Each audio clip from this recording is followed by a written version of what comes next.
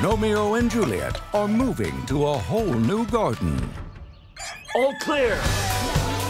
It's not quite perfect, but it's ours. Think of all the adventures we're gonna have. Well, Elton John, movie mogul, is back. That's right. Elton John was the executive producer of the animated hit Gnomeo and Juliet in 2011. That was the movie that pitted the Montagues and the Capulets of the gnome world in their various gardens as a battle over their gardens, leading to the decimation of both of them. However, that isn't enough. When you have a movie that makes money, you got to have a sequel. And so you can just imagine the committee meetings and the meetings around, well, what can we do next with the world of the gnomes and the name gnomes? What sounds like gnomes? Homes.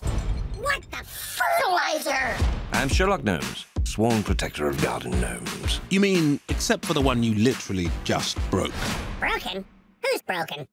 Oh my God! Gnomeo and Juliet, who are voiced by James McAvoy and Emily Blunt as they were in the original, decide to return to London, to their garden in London for spring, and discover that all the gnomes are missing from their garden. Not just missing from their garden, but gardens all over London. So who to call? Yes, you guessed it, Sherlock Gnomes, and try to solve this case of the missing gnomes. Gnomes is voiced by Johnny Depp, while his sidekick, Watson, is Chiwetel Ejiofor here. Now, of course, they can't just be content to try to walk around and try to solve the mystery of these missing gnomes. There also has to be a villain to go against, and who better than Sherlock Holmes' famous nemesis, Moriarty. And Moriarty here is in the form of the mascot of Goobar Pies, the ultimate evil, pure junk food, voiced by Jamie Demetriou. He is the main villain here, causing all kinds of mischief and trouble for Holmes along the way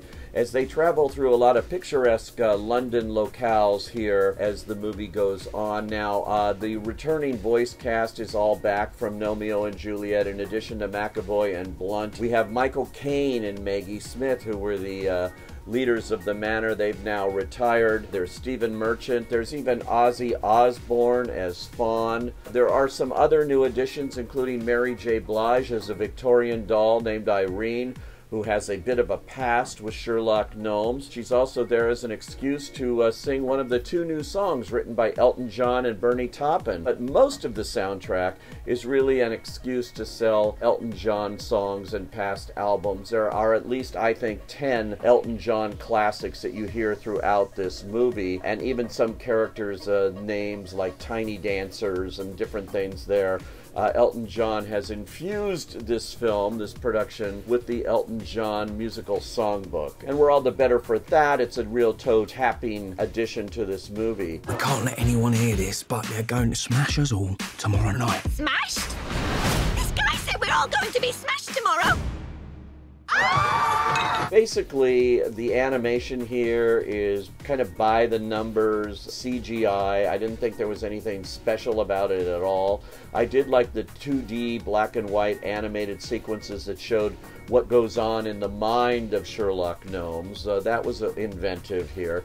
Mostly, though, we've seen this all before. There are some clever references, literary references, that adults being dragged along by kids will get. The kids won't get them at all, but nevertheless, they're fun to throw in here in a movie that's completely harmless, but strictly really for the youngest members of the family. Nothing special here. Opening in a week when we have Wes Anderson's animated Isle of Dogs.